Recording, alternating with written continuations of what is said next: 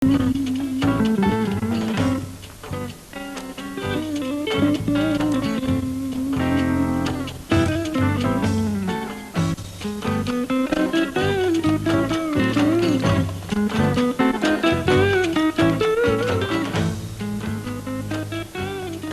гледачи, добро вечер.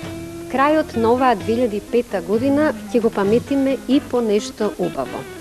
Европа ни го кажа очекуваното и заслужено да. Се заврши голема работа, но на сите ни е јасно дека дури сега сме на вистинскиот почеток. Нови предизвици, нови обврски на патот до конечната цел, да ни признаат дека сме рамноправни со граѓаните на Европската Унија.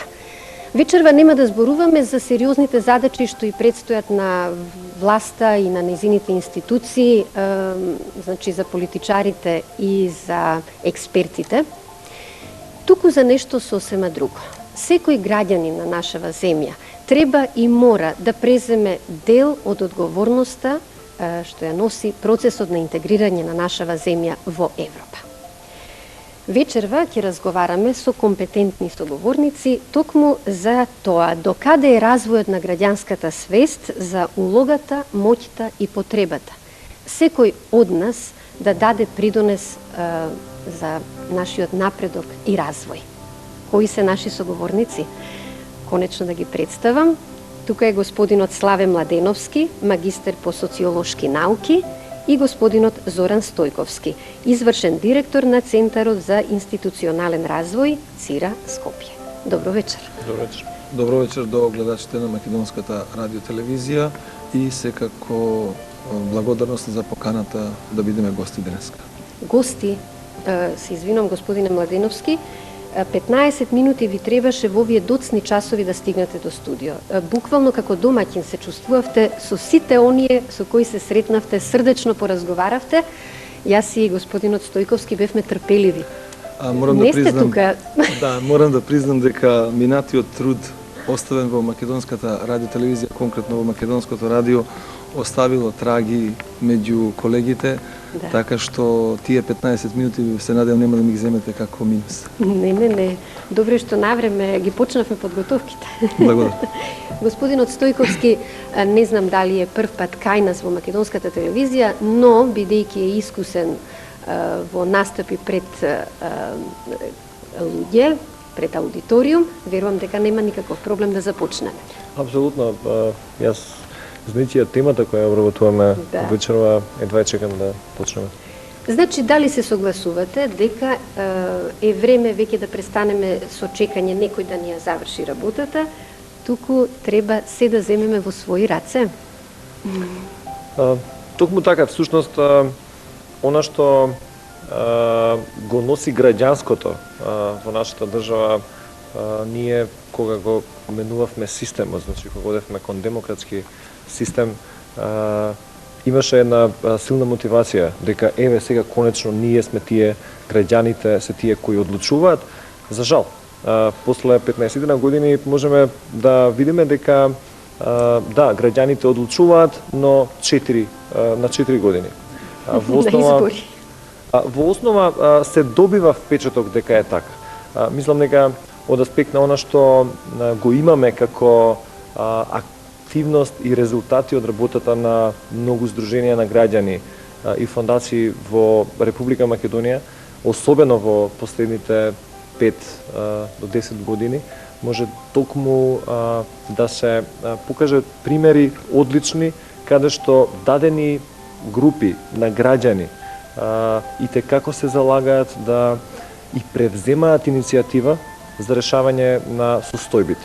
Еден од примерите, например, е токму сакам да почнам со тој пример. Една одлична иницијатива од Полиоплус, заедно со 20 здруженија на граѓани кои се бават со проблемите на лицата со хендикеп, превземаат одлична иницијатива за собирање на 10.000 потписи. Значи, ако во македонскиот парламент може да се влезе на 3 начини: Министерство да предложи закон, пратеник или пратеници да предложат закон, Полиоплус се навистина како лидер во невладиниот сектор ја превзема оваа одлична иницијатива, мислам дека негде 8.000 подписи веќе се собрани. собрани и мислам дека тоа е начинот како граѓаните и предводени од граѓанските организации треба да ги земат работите во своји раце. Бидејќи тоа е директното слушање на она што во случајот лицата со хендикеп го имаат да го кажат на јавноста, на политичарите, на институциите. Така. Факт е дека токму во граѓанскиот сектор многу граѓани гледаат надеж. Се согласувам со повеќето ставови што ги искажа господин Стојковски за граѓанскиот сектор во Република Македонија. Јас ќе се обидам тоа од еден за соодветен за оваа емисија теориски приказ што всушност представува граѓанското општество во Република Македонија. Факт е дека политичките субјекти, пред се политичките партии застапени во парламентот и во владата, го имаат својот дел на интерес и делокруг на работење. Меѓутоа, во општеството останува еден огромен дел, што припаѓа на другите институции, под други институции можеме да подразбираме се друго. Добрата страна во целиот тој процес е тоа што Македонија има закон за граѓански издруженија и фондации, со кој се регулира оваа работа. Забележавме дека во овие 15 години често слушавме многу стереотипи околу действувањето на граѓанските здруженија, особено што тие стереотипи беа многу негативни. Стојковски искаже еден многу добар позитивен пример во таа насока. Можеме да наброиме на вистина многу повеќе примери. Може би не сме ни свесни колку така наречените едукации, информации наши граѓани ги добија преку многобројните работилници што беа директно произведени од граѓанскиот сектор. Дали се тоа прашањата од граѓанските здруженија имено на ЕСНАФот, на новинарството или на социолозите, да речеме, потоа на еколошките здруженија, посебно здруженијата што работат со лица со посебни потреби и така натаму. Ова само повеќе говори во прилог во насока на тоа дека ние веќе како општество или како држава во граѓанскиот сектор имаме сериозна институција која ги решава проблемите или отворените прашања во општеството.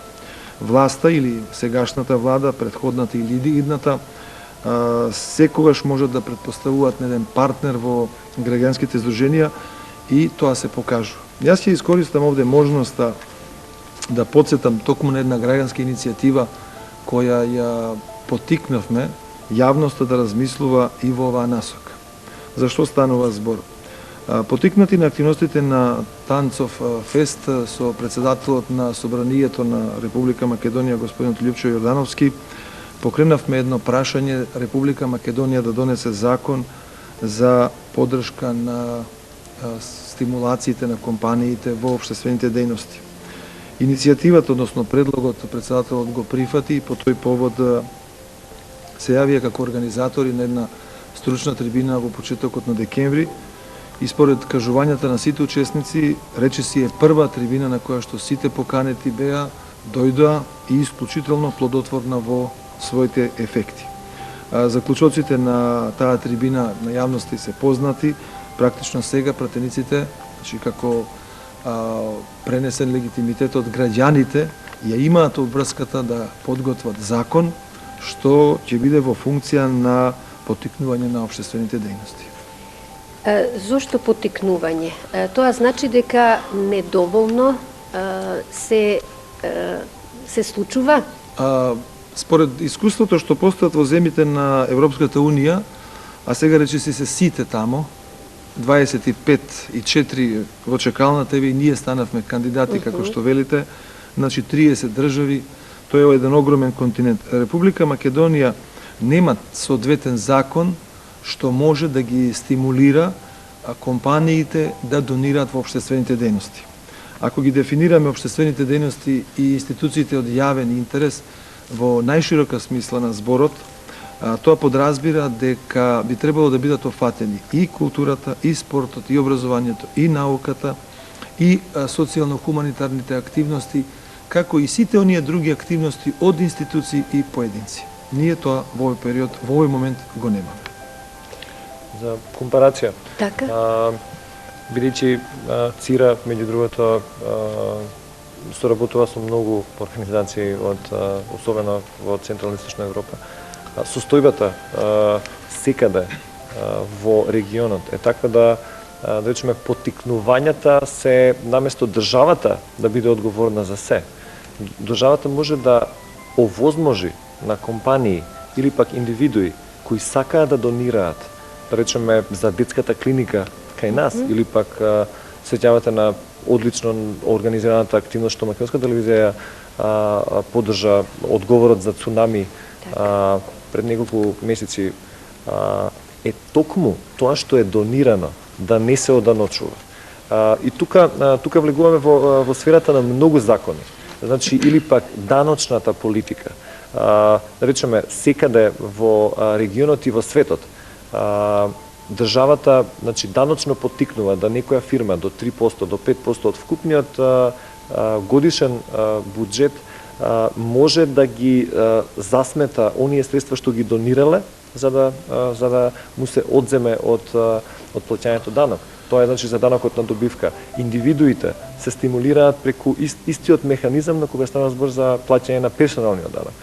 Плаќањето на ДДВ, кога јас праќам SMS порака за да поддржам некоја хуманитарна активност, собирање на средства за некој дете или млад човек за да се спаси неговиот живот, во Македонија се уште се плаќа ДДВ, значи тоа се оданочува. Едноставно, и она што е исто така, Македонија за жал е единствена држава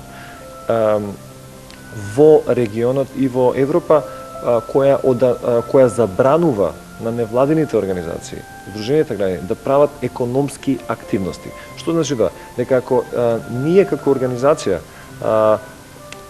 продаваме публикации или книги од кои собраните средства повторно ги даваме за едукација на граѓанството, да речеме за ХИВ-СИДА или пак за некој друг проблем, тоа во нашиот закон е забрането. Тоест, невладините организации се третираат исто како компаниите. Ако вие продавате, вие морате, согласно законот, вие морате да имате предпријатие, да имате бизнес интерес. Нешто што, за жал, компаративно сме црна дупка во овој бригад, но во моментов се случува токму преку Министерството за правда, мислам дека е во завршна фаза и очекуваме многу брзо донесување на измените на Законот за Сдружување на фондации, каде што, меѓу другото, една од реформите кои се прави е токму овозможувањето економски активности до нормално одреден лимит на годишен буџет, и за така се дефинираат предуслови за така наречени организации од општествен интерес, кои имаат на вистина државата има поширок општествен интерес да ги поттикне данечно за со овој тип на интервенции. Мислам дека генерално колку што побрзо се донесе тој закон со уште некои интервенции кои се во таа регулатива и условите да ние, да се вратам на вашата теза на председател, дека ние треба да ги преземеме работите во наши раце, да може навистина да се случи. Аз сакам да потенцирам еден многу битен дел што се јави во поглед на содржината на расправата во Собранието на Република Македонија. Дилемата беше дали еден закон и кој да биде надлежен. Факт е дека со поддршка на комисиите за образование и за култура, таа трибина успешно беше реализирана и добар дел од потенцијалните засегнати страни во општеството не беа поканети, верувате, од чисто просторни причини.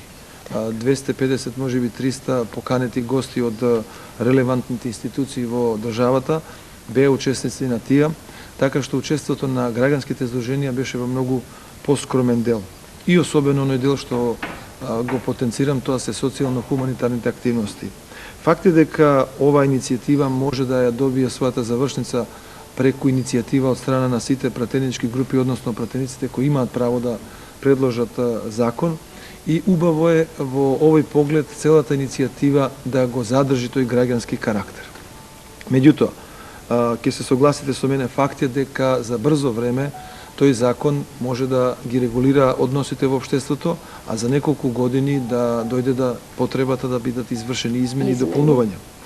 Мојот предлог, и тоа го искажав во неколку разговори со личностите од собранието, дека мора да постои местно надлежно министерство за оваа работа, и анализирајќи работата на министерството во изминатава година, Министерството за правда според мене е едно од најреформските. Вашиот вовет оди во прилог на таа констатација, особено измените во Уставот во делот на правосудството, потоа ова господинот Стојковски што го потенцира со надлежноста на Законот за здруженија и фондации. И од тие причини сметам дека таму постои капацитет и стручност овој закон да се преземе, така да кажам, откако веќе ќе биде донесен од пратениците. Факт е дека ова повеќе правна материја, го оставам тој дел на правниците, меѓутоа го кажувам ова повеќе од причини за тоа што мора да ова иницијатива да добие своја завршница во законска форма и мора да се институционализира. Така. Да посакаме тоа да се случи што поскоро, бидејќи неопходно е во граѓанскиот сектор да влезат финансии, да влезат средства кои ќе се вратат повторно, всушност ќе влезат онаму каде што се најпотребни.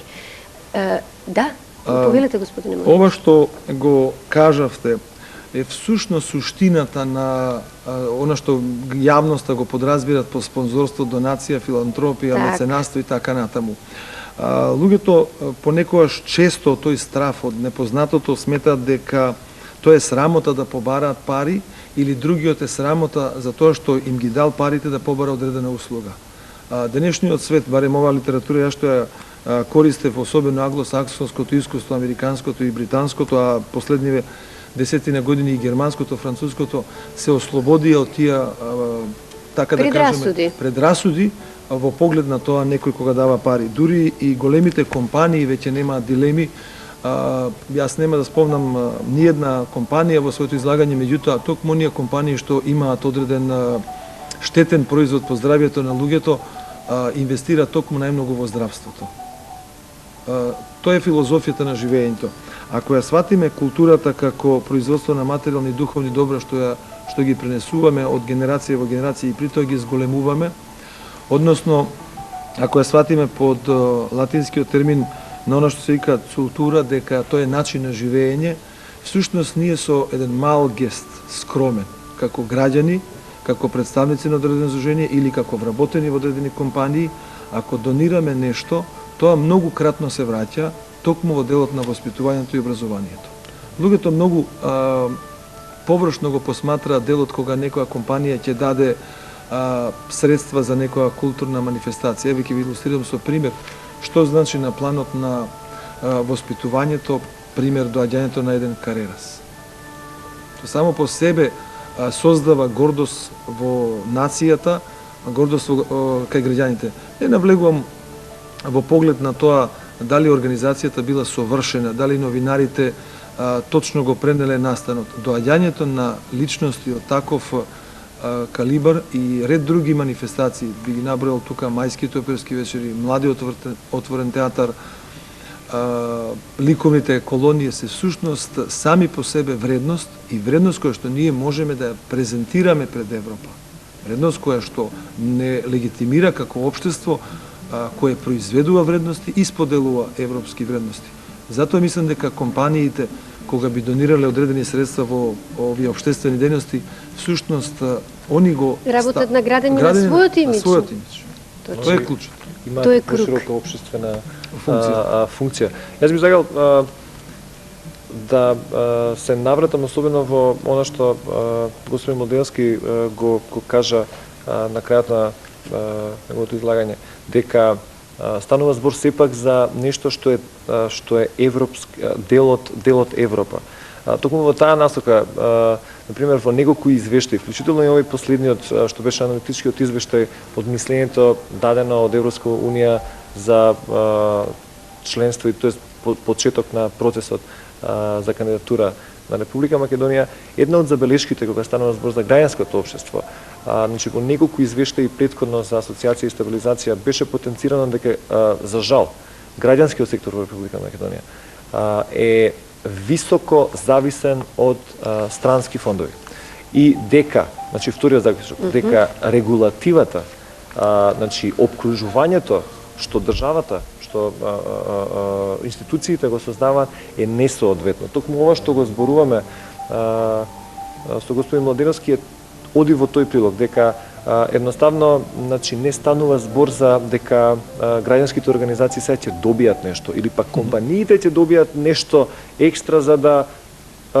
профитираат, ни баш најмалку. напротив, едноставно се создаваат нормални услови. Кажете ми, пред два дена прочитав дека во текот на активностите што се случуваат во последните година и повеќе од година за донации во детската клиника се собрани 1 милион евра од различни начини. Донатори. Дали станува збор за звездите како што се Тоше или пак други кои организираа активности и невладени организации како што е Перутка, како што се други звезди кои превземаат активности за да соберат средства и да ги дадат за детската клиника. 1 милион евра во Република Македонија. За мене ме горцум што особено затоа што како ЦИРА, како Центар за институционален развој, ги ја промовираме филантропијата. На вистина, јас секаде, особено сум сензитивен кога ќе сретнам дека ова здружение или она здружение организира активност каде што не со странски донации, туку баш ги мобилизира ресурсите, ги бара од оние што имаат да се даде за сречни во проблем. Тоа е за мене превземањето на работите во своји раце. Тоа е за мене нешто што е дел од филозофијата и визијата на организацијата од каде што доаѓам, е всушност да зголемување на одговорноста во дадено прашање. Ако јас сум провоциран позитивно од некое здружение да донирам за изградба на студентски дом, нешто што прекрасна манифестација што студентскиот сојуз на Скопскиот универзитет заедно во соработка со Штуловиот од Тетово и Битолскиот го направија, студентите пеат манифестација каде што собра 1500 млади кои купија билети 250 денари и на тој начин го собраа фондот кои едноставно иницираат нешто што е очигледно, сите знаеме. Уназад години во секој октомври новините се преполни со проблемот дека студентите немаат услови за сместување. Едноставно, ако јас сум позитивно провоциран да донирам, верувате, тоа е превземање на одговорноста дека јас се грижам за дадената проблематика. И што во основа создава понатаму предуслов да исто се запрашам што се случило со тие средства. Знаете, кога ги добиете средствата од странски фондови, велам, бидејќи мојата организација меѓу другото и ги обучува невладените организации како да дојдат до финансии, особено од овој тип на локални ресурси, велам, тие пари се лесни пари. Лесно заработени, условно кажано, иако заработени не е термин што е соодветен за граѓанското општество, но едноставно кога вие за, да речеме, 10 дена ќе напишете предлог проект, ќе аплицирате во некоја фондација, институција и ќе добиете, да речеме, 50.000 евра, да видите колку повеќе ќе се ценат тие средства. Кога, например, Тоше минатата година пееше токму за детската клиника, целта му беше да собере 30 или 50.000 евра, собра само 15. Не е лесно, но тие пари што ќе се приберат од граѓаните имаат тежина. Дека едноставно тоа е нешто што буквално од секој што донирал преку СМС или направил некоја предпријатие кое донирало, и тоа треба државата меѓу другото да го овозможи, да го потегне, затоа што на тој начин исто си ги решават проблемите. Навесно Министерство некој да има буџет и да се тепа на седница на парламент, и граѓанските организации може да и така да ги решаваат проблемите. Факт е дека кога се говори за овие работи, парите се неодминливи, висината, кој ги зема, како се инвестираат, како се трошат. Меѓутоа, јас би укажал сосема на еден друг фактор или однесување соодветно за луѓето. Станува збор дека луѓето по природата се солидарни. Во изминативе 15 на години таа вредност се заборави. Имаме можност или имаме само желба да ја разбудиме кај луѓето. Стојам на ставот дека сите ние сме хумани по дефиниција. Доброто и убавото секојаш го победуваат грдото и злото. и треба таа добрина и таа убавина што ја поседуваат луѓето да извади. Понекогаш дури не е спорно дали некоја компанија ќе даде малку или многу пари. Ќе ви дам пример. Земете една многу богата компанија. Ако некој здружение побара 10 компјутери, секој од јавноста или оној што размислува негативно ќе каже многу дале, 10 компјутери, кај ги најдоа? Од друга страна, ако таа многу богата компанија даде многу пари, се па да, вика, тие од нас ги ограбија. Значи, тие негативните луѓе секојаш ќе ги најдете. Не можете да им угодите и да им погодите. Да им погодите. Не можете. Затоа сметам дека позитивните примери што ги прават прво индивидуите, поединците, граѓаните, се всушност сигнал до сите други луѓе. Воопшто не е спорно дали ќе донирате 1 евро или 100.000 евра. Битен е гестот. Лично, да речеме, би сакал да нема гладни. Меѓутоа, факт е дека има народни кујни. А што ми има народни кујни? Тоа значи дека има сиромашни, има и гладни. Никој не е среќен да донира храна за тие луѓе. Камо да може да се занимаваат со некои продуховени нешта. Гледаме дека овие вредности ги поседуваме како луѓе и на местата каде што се наоѓаме, почнувајќи од самиот себе, вашата работа, работата на Стојковски и сите граѓани, тоа што го велиме од нас зависи, и единствено само од нашата работа, сметам дека сме на добар пат. Искуството говори дека луѓето што се сега раководители во овие јавни институции почувствува дека соработката со компаниите, со државните институции мора да се прави. Што се случува на практично ниво? Имате една ситуација каде што постои, според моје мислење, недоволно разбирање. Тоа го кажа еден господин на таа дебата, со пример вели вака: имав многу добри пријатели, ама кога станав председател на ова и ова организација, бидејќи и разговорот ни се претворуваше дај ми пари за активностите, кога ќе им се јавев, ме избегнува на состанок со. Примерот е навистина и точен и поучен.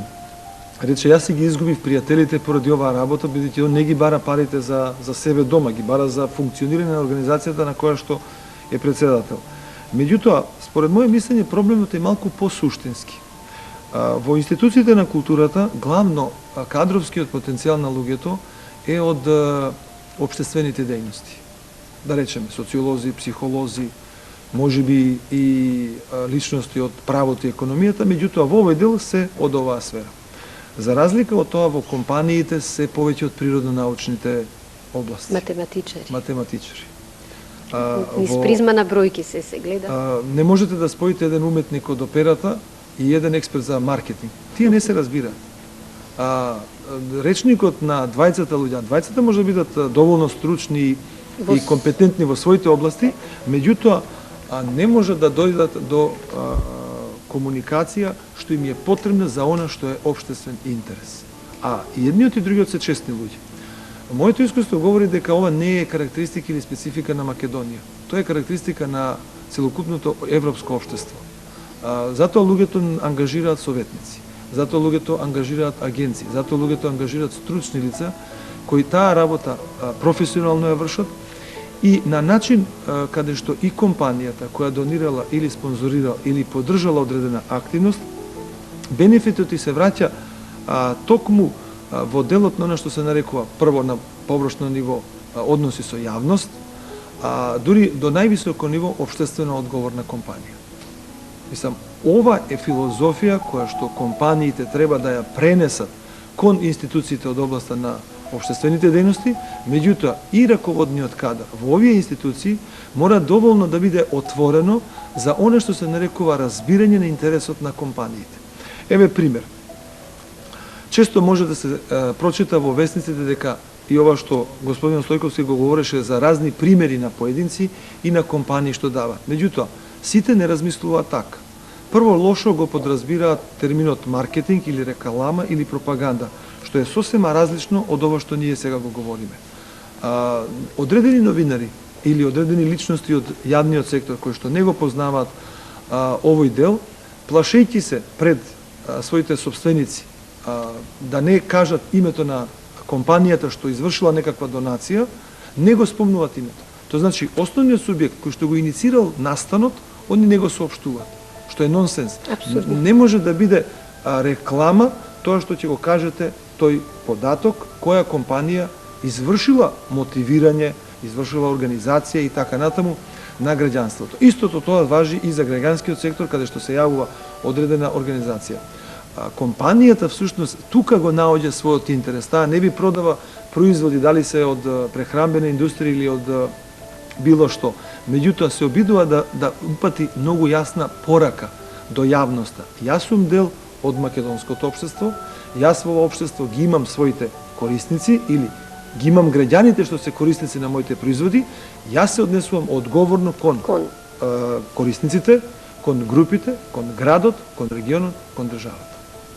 Секој граѓанин, секој корисник ќе купи од таа компанија која размислува на долго. Човечки. И кој размислува хумано. Господине Стојковски, вие како дел од граѓанското општество работите буквално на тоа, на форсирање на концептот на солидарност за сметка на тој екстремен индивидуализам. Но на што уште работите конкретно? Значи, Центарот за институционален развој, мала така, кратка за вашите активности. За да се надоврзам со оно што господин Младиновски го говореше, Цира во однос на своето делување е така наречена посредничка организација, која помага на другите чинители, актери во граѓанското општество и во локалните заедници да ја организираат и ја вршат својата работа за да постигнат конкретни резултати. Значи, во основа наши алатки или она што ние го работиме, во главном е оној збор градење капацитети, значи градење вештини на организациите, на нивниот менеджмент, на нивното членство, како поефикасно и поефективно да работат во остварување на своите мисии. Имено. Држите часови, едуцирате, едноставно кажано. Да, мислам, тоа е оно што е најверојатно некаде 50-60% од оние активности кои ги реализираме. Ние сме во моментов 11 значи професионалци кои работат во Центарот за институционален развој, кои некаде 6-7 од нас држиме едукации и обуки, работилници за потребите на граѓанското општество, но исто така и за потребите на локалните самоуправи, централната власт. Значи, со цел да направиме трансфер на знаење. Имаме некаде околу 20 различни типови на обуки, кои во главном локални, домашни или пак меѓународни организации не ангажираат за да помогнеме или да спроведеме еден процес. На примерот што беше кажан, да речеме, еден аспект на давањето, на солидарноста е понекогаш, за мене тоа е секогаш предизвик, бидејќи јас сум многу повеќе фокусиран како организациите бараат. Бидејќи тоа е исто така битно во процесот на давање донација. Има многу предпријатија кои имаат или пак помали гранапчиња, продавници кои кажуваат не даваме донации, не барајте. Веројатно заради лошиот стил на барање, сакате да кажете. Затоа што во основа понекогаш е наистина интересно. Кога ќе видите на радиостаниците, на телевизиските програми, имате многу програми кои се спонзорирани од разноразни компании. Мојот предизвик што секогаш го кажувам на членовите на граѓанските организации е дека како е возможно во Република Македонија еден куп, имаме инфлација на избори на убавици, еден куп значи аспекти кои се апсолутно. Али во основа меѓу другото е сметам дека луѓето кои се во бизнис секторот можеме да научиме многу повеќе затоа што се многу предприемачки настроени. Во основа начинот на барање не дајте ми 3000 денари, туку во основа ќе биде сосема поинаку. Ако вие побарате, ве молам, придружете ми се во нашите намери да го решиме проблемот за детската клиника. Знаете, едноставно се менува комплетно пристапот и ставот. Значи, барањето е многу битен елемент во процесот на донирање, да некој да каже на вистина оваа организација, овие луѓе, тоест нивните корисници, жртвите на семено наследство или пак било која друга група заслужува да се донира. И во таа насока, значи покрај тоа, неколку модули поврзани со така наречен фандрейзинг или прибирање на ресурси, материјални или финансиски, ние даваме обуки за како да се направи добар проект, како да се направи добра стратегија, како да се има добри односи со медиуми. Значи, тоа е првиот аспект. Вториот аспект што ЦИРА го има во својата мисија и во своите стратешки цели е да воспостави инфраструктура на поддршка и соработка помеѓу поголемите организации. Така, навистина сме горди што еве веќе неколку години постои нешто што се нарекува граѓанска платформа на Македонија, тоест платформа на 30-40 поголеми, порелевантни организации кои од сите сектори, кои веќе во последниве 2 години, ако ништо друго, барем се гледаме и дискутираме и ги таргетираме проблемите или целите. Ги вадиме на светло на денот проблемите со кои се соочува граѓанскиот сектор. Значи, во основа токму во насока на поддршка на тоа опружување за добра и ефективна работа на организации, не интересира и имиджот. Значи, тоа е она што се соочуваме како сектор, како невладин сектор или како граѓански сектор со нешто што се нарекува негативен имидж, што можеби ќе го зборуваме малку подоцна. Можеме и сега. Медиумите тука имаат многу голема улога во тој поглед. Ако ми дозволите, за да се заокружи овој концепт на идејата за проектите што ги поддржува ЦИРА, каде што главен акцент се става на обуките, односно едукацијата, јас би го презел тука и институционалното образование и воспитување. А зошто е битно во едно веќе, ќе речеме, не постиндустријско општество? Ние сме далеко и длабоко навлезени во информатичкото општество. Можат луѓето да перцепираат дека кај нас е слабо развиен интернетот и така натаму, тука има и објективни фактори. Меѓутоа, перцепцијата на општеството да комуницира преку интернетот, преку телефонот, преку факсот е одамна во Македонија реалност. Што сакам да кажам? Огромниот квантум на информации што влегуваат во протекот е толку скратен, ќе се послужам со еден пример од книгата на Џон Несбит, Мегатрендови, напишана негде крајот на 80-тите години, каде што еден негов пријател се јавува од Лондон, се јавува кај својот пријател во Америка и му вели: гледам на телевизија дека вашиот председател Реган доживеа атентат. Не, вика, не сум уклучил телевизија. И уклучува и гледа, вика. А тој човек живееше на 2 блока каде што се случуваше атентатот. Аналитичарите или комуниколозите ваквото лебдење на информациите го толкуваат од аспект на тоа да ќе скратен тој простор, тоа пливање од изворот до комуникацијата. Република Македонија и како држава, и како општество, ако не се подитно приближи, значи да го следи тој тренд, можеме да немаме, веруете ми, автомобилска индустрија. Ќе купиме поевтини коли, да речеме, од друго место. Меѓутоа, факт е дека го имаме информатичкото знаење.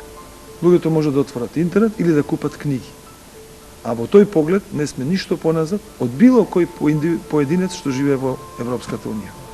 Ова го кажувам од причини за тоа што во наредниот период токму училиштето треба да биде клучот што новата или генерацијата која што доаѓа треба да биде буквална смисла на 2 фази, 2 копија пред своите родители.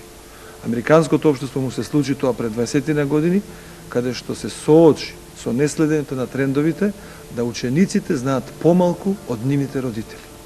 Тоа беше црвено светло во образованието во американското општество. Ние гледаме како тоа општество се прилагодува. Не ги земам овие примери да кажам дека сме соодветни. Ја повеќе тука асоцирам на така наречената глобализација. Мора да правиме линк со врската со општествата од овој тип, при тоа зачувајќи си ги индивидуалните или националните вредности. И би потенцирал една тука ситуација зашто е битно образованието. Ние имаме многу талентирани млади луѓе. Во изминатив 15 годишен период, или барем оној концепт што го имавме претходно, во така наречените секции при училиштата, или издруженија што работеа младата генерација, сега го имаме како некоја вика замена, субститут преку граѓанскиот сектор. Меѓутоа, факт е дека граѓанските здруженија па се соочуваат со оваа природа на недостиг на финансиски средства и можеби да не е цира да го подржи тој граѓански сектор и уште десетина, можеби други во ова, а бидејќи според она што го знаеме како податок, најголемиот дел од средствата се од надворешни извори, така што апсолутно тука отпаѓа тезата за перење пари, од проста причина затоа што странците ви ги дават парите. Мониторинг има сигурно. На страна што самиот израз е погрешно употребен. Никој нема во овие здруженија, барем можам да потврдам, машини за перење. Се шегувам. Самиот израз е крајно несоодветно употребен и да се употребат одредени тие средства за ненаменски трошоци, верувајте, тие донатори, самите граѓански здруженија веќе нема да ги поддржуваат. Она што е поразително и она што треба да работиме е всушност не толку нискиот процент на државата како институција во давањето средства за граѓанските здруженија, колку што компаниите се уште не го почувствувале интересот дека може да бидат партнери со нив на планот на промовирањето, пред се почнувајќи од ниското ниво на промоција на својот производ, па до она што го викаме највисоко ниво општествено одговорни компании. Јас сакам да се надоврзам со еден пример кој се случи во изминатава недела, бидејќи ние како организација веруваме и практично го живееме тоа што го проповедаме, верувам. Значи, покрај средствата кои ги добиваме од странски извори, значи, што е согласно нашите истражувања од пред неколку години на група од 200 Здруженија на граѓани, 74% од финансиите кои доаѓаат во буџетите на тие невладени организации на годишно ниво доаѓа од странски фондации и извори. Потоа 8% доаѓаат од централната власт и локални власти, потоа 2% од донации од индивидуи, 4% доаѓаат од бизнис секторот и 10% доаѓаат од сопствени извори, значи од членарина и оние организации кои имаат економски активности. Речеме, како е во Соединените американски држави, иако е премногу, дури не е ни долгорочна визија, премногу далеку, например, на годишно ниво во таа држава, што мислите, колкава е маса на средства што се прибира, што имаат во нивниот невладин сектор? Знам дека е во милиарди. Колку нули, не знам. Да, со колку нули. Чистогласно, 2004 е некаде 244 милиарди долари на годишно ниво. Од таа сума, некаде 3/4, значи ако кај нас 3/4 од странски донации, 3/4 доаѓаат од индивидуални извори, значи од индивидуи кои донираат. Што всушност ја кажува, уште еднаш ја потврдува таа теза која Славе и јас ја застапуваме на некој начин, дека всушност граѓанскиот сектор треба да се сврти кон домашните извори на ресурси и во таа насока јас сум навистина многу среќен што можам да видам дека особено неколку компании во Република Македонија веќе направија и ја користат можноста да формираат фондации. Ние сме, остварувајќи ја нашата мисија, ЦИРА во наредниот период има таа чест да само што бевме информирани од фондацијата Македонија, која се бави токму со разразвој на информатички технологии и поддршка на информатичкото општество во Република Македонија, ќе реализираме проект кој ќе ги поддржи, правиме комбинација ги користиме искуствата на студенти од Природно-математичкиот факултет и од Електрофакултет, кои веќе се во она што го прават гениалци за користење на компјутерските технологии, софтвер. Значи, тие лица ќе ги дадеме, ќе ги споиме со потребите на здруженијата на граѓани. Значи, како да го користат поефикасно софтверот за да направат, да ги следат своите финансии, како да направат софтвер кој или пак со доволно вештини за подобро да комуницираат. Значи, едноставно повторно, локална, тоест компанија македонска која ја формира Македонија, донира на здруженија на граѓани кои понатаму ние ги мобилизираме потребите и она што е експертиза ги спојаме заедно за доброто на она што е. Така да, во основа остварувајќи нашата едукативна мисија, ние велиме ЦИРА едуцира, во основа е нешто што и комуницира. Е нешто што веруваме дека сме направиле така наречено мобилизирање на средства од тие што имаат, тие што се фокусирани кон оние на кои имаат потреба за решавање на некаков друг проблем. Дадовте многу примери позитивни. Невладините организации прават добри работи за нашево живење. Дали може би сте размислувале, господине Стојковски, вас ве прашувам, да направите една обука, да едуцирате представници на медиумите, значи колеги новинари, во правец на тоа, да престанат да пишуваат само кога ќе се случи некој скандал, не де Боже, туку напротив, да ја следат работата на невладините организации и да го бележат она што е позитивно, да го афирмираат и можеби со самото тоа да придонесат, да го дадат својот удел во ова што го говориме, развивање на граѓанската свест. Ја ќе кажеме еден пример, значи имајќи во обзир дека во нашата работа меѓу другото комуницираме со многу новинари. Значи има колеги од граѓанскиот сектор што дури имаат и цели програми особено фокусирани кон воспоставување на овие комуникации. Еден од тие проекти беше например проектот финансиран од Европската агенција за реконструкција, каде што преку Македонскиот центар за меѓународна соработка излегуваше еден подлисток во сите вестници на албански и на македонски, каде што се следеше што медиумите прават во однос на мултиетничкото општество или пак воспоставување релации, така да што и текако меѓу другото имаше елементи на стретнување и комуникација на медиумите со невладини организации. Оно што мене ми се има случено неколку пати, например, една од првите награди за истражувачко новинарство дадена од Македонскиот институт за медиуми, поддржана од ИРЕКС, беше токму на тема во која ја анализираше токму прашањата на нефункционално трошење на средства и перење пари во Република Македонија. Свесен сум за еден куп надписи во кои се справи таа фама. Знаете што, ме прашуваат многу колеги, особено оние кои не се во или многу граѓани, велат: добро, Зоран, кој е интересот на една Америка, Европа или било која држава да дава во Македонија? Замислете. Во основа, одговорот е многу едноставен.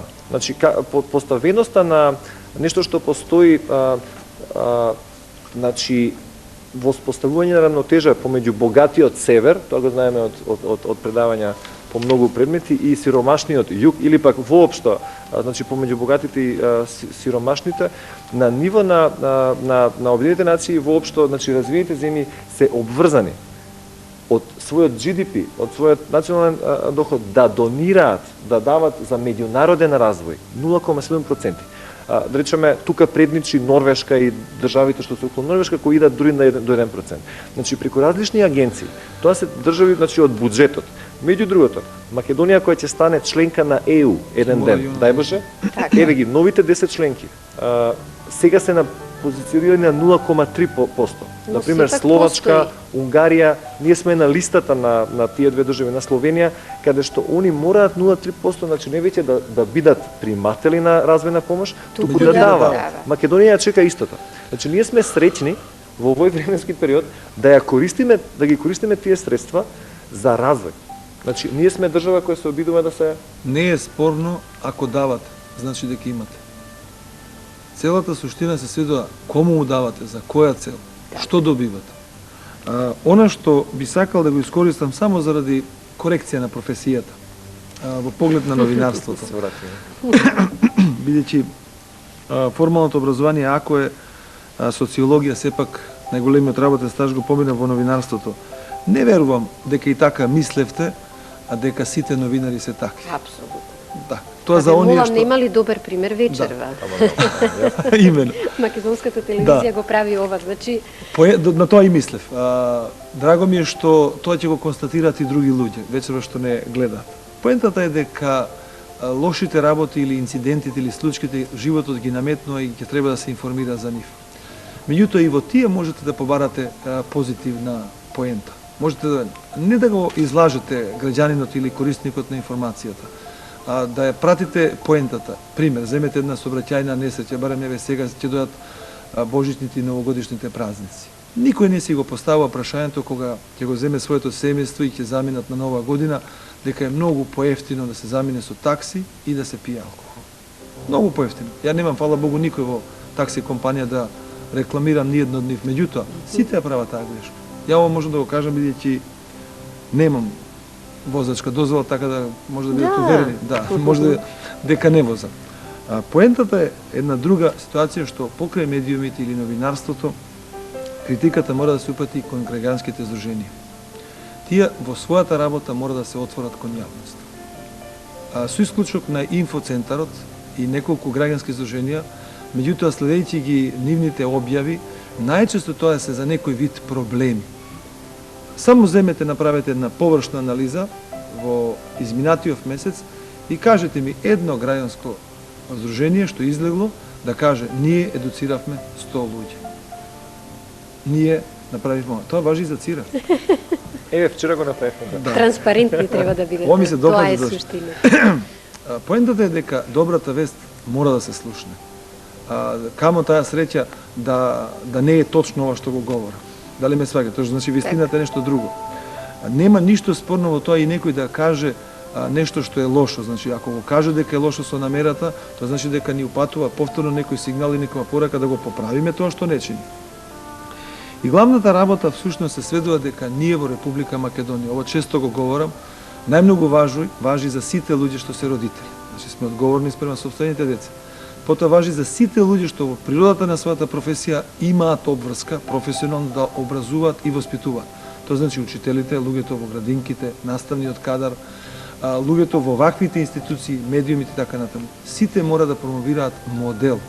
Какво општество всушност ние сакаме да градиме? Не можам да прифатам веќе толкав гнев, толкава енергија од одреден тип на личности во медиумите, дали преку колумни, упорно се обидуваат македонското општество да го секцираат со две тези. Не бидува и ништо не чини. Нека пробаат само еднашка тоа да го кажат во прво лице еднина. Тоа е многу тешко. Кога го говорат во име на нацијата или кога го говорат во име на народот или не нешто боли, општо, не се поистоветуваат со тоа и од таа дистанца може тоа да го прават. Одлично. Апсолутно се согласувам. Она што меѓу другото во обуките кои ги правиме за односи со јавност и со релации со медиуми, токму тоа го констатираме. Навистина понекогаш се прават прекрасни работи од страна на Сдружение на граѓани кои за жал поради односот кон да се потенцира само она што е лошо или она што е негативно, не наидуваат на одглас. Да речеме, она што организацијата ХОПС го прави кога станува збор за проблемите на лицата кои злоупотребуваат дрога и психотропни супстанци, или пак она што таа организација го прави од аспект на обуката на лицата во здравство кои пак исто така ги ставаат на тапет како ние не сакаме да работиме со таа популација, или пак она што го направи Чекор под Чекор, баш пред некоја недела Фондацијата Чекор под Чекор презема неколку годишен проект за социјална инклузија на децата од руралните средини, каде што на еден алтернативен начин, преку десетина невладени организации, почнаа да го решаваат проблемот на децата на кои никој не се грижи за тоа што едноставно не може да бидат вклучени во процесот на формално или неформално образование, кои едноставно назадуваат. Многу е убаво да се зборува за многу што кога сте во град, но што се случува со оние села во руралните делови на Република Македонија, каде што едноставно не постојат услови за нормален психофизички. Нова иницијатива на Центарот за институционален развој ЦИРА. Ова срце ви нуди многу можности. Ви нуди можности во нашите простори, ова што го гледате овде, да ги организирате вашите настани, вашите пресконференции, вашите обуки. Исто така ви нудиме можност да ја користите во богатата библиотека од над 5000 наслови на книги, брошури, публикации, прирачници од Македонија и од странство. Понатаму ви нудиме можност да добиете совети за тоа како да ги спроведувате вашите активности. Ви нудиме можност да добиете бесплатни презентации и обуки на теми кои за вас се интересни, не само теми за подобрување на работата на невладините организации, туку и теми од искусни професионалци во работата со невладиниот сектор кои в своето време и енергија ги вложуваат за целите на невладините организации и на невладиниот сектор генерално. Она што Срце ви го нуди, како на представници на невладини организации, се 3 членски пакети, кои вие можете да ги изберете и да се зачлените во Срце. Досега членови на Срце се некои 15 на 20 организации, не само од Скопје, туку и од целата република. Така што, дојдете во Срце, видете ги нашите простори, изберете ги услугите кои вам ви се потребни и станете дел од семејството на Срце. Повелите, господине Стојковски? Да, па токму со Скопскиот ресурсен центар се обидуваме да ги опфатиме повторно да направиме мобилизирање на ресурси. Од една страна ги покануваме организациите од Скопје, но и од целата република да го користат просторот, нашите совети, обуки, библиотека, пристап до интернет во овие 3 членски пакета кога се во Скопје или оние кои немаат такви услови во својата организација, бидејќи има многу, 34% од организациите во Македонија се во Скопје. Но од друга страна сме фокусирани кон експерти во бизнис секторот, во нашите институции, во меѓународни организации, кои веќе почнаа да го донираат своето време. Да речеме, вие би биле одлична да одржите двочасовна презентација за невладините организации како подобро да комуницираат со медиумите. Така да, значи, она што им треба на невладините организации, буквално бесплатно, преку волонтирање на професионалци, ќе може да го добијат во нашиот центар. Се надам дека ќе се пријават многу од нив. Јас само уште ќе ве замолам. Бидејќи имаме уште еден материјал каде што двајца учесници на една ваша програма која туку-што заврши, говорат за своите импресии, да ни кажете само за што станува збор кратко. Значи, ЦИРА реализираше во последните 6 месеци програма за развој на капацитети на ромски. 22 невладини организации поминаа 23 обуки. Исто така имавме компонента во која и така како се пофаливме вчера, преку информативни сесии со лицата роми кои имаат некаков нерегистриран бизнис, им представивме во 13 града зошто е потребно да се регистрира бизнис. Така да со поддршка за регистрирање на фирма 84 роми ги регистрираа своите бизниси, така да веќе нема потреба да ги брка инспекција, значи дадовме допринос за нив да имаат полза од она што го работат, нисто така и државата да има своја полза, бидејќи тие луѓе веќе ќе допринесуваат на некој начин за доброто на државата. Еве ги импресиите на двајца од учесниците.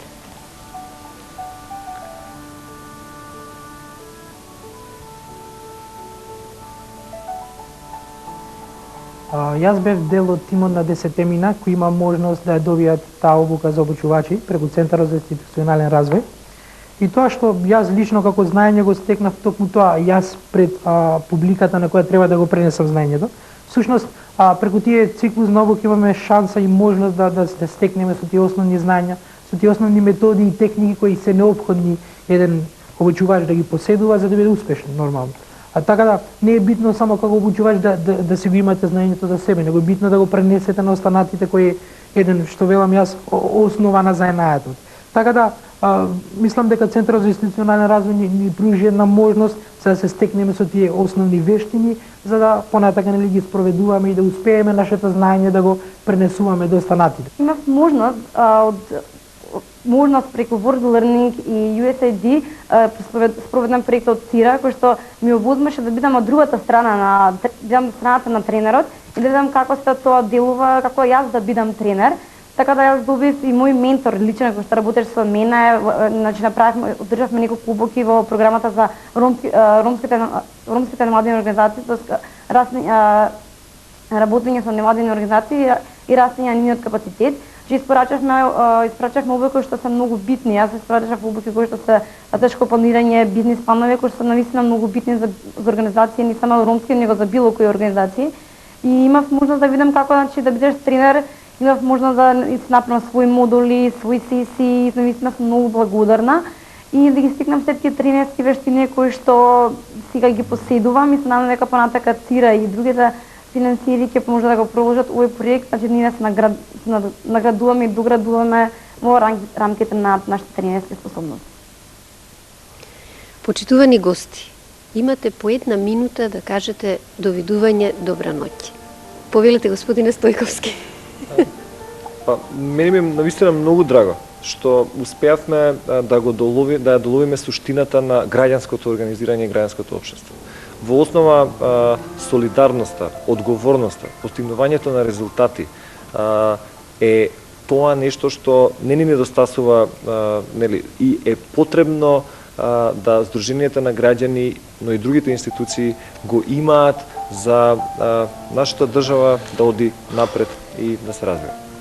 На крајот сакам да се заблагодарам на Македонската радио телевизија за поканата да учествувам во оваа емисија и би завршил со она што вие го потенциравте дека навистина добро сте се подготвиле. Ова што го говоревме навистина треба да го сработиме и мислам дека поголемиот дел ќе падне на пратениците и Министерството за правда. Покренавме иницијатива, со задоволство председателот на собранието ја прифати како своја. Организиравме една трибина во која што сите релевантни институции, субјекти и поединци го искажаа својот став и сега треба ова што го говориме, го имаме, само да го регулираме со закон. Знаете што? Што и да кажам, веќе после вас нема да звучи доволно умно и компетентно и сметам дека само треба да се надеваме дека кај најголем дел од нашите гледачи ја разбудивме желбата да се вклучат во невладиниот сектор и да го дадат... веруваат во својата моќ. Така, да веруваат дека ја имаат моќта всушност. И се разбира, ако знаат што прават, дека тоа и ќе го направат. Ви благодарам. Благодарам вас. Се најубаво. Почитувани гледачи, ви благодариме за вниманието. Добра ноќ и пријатно.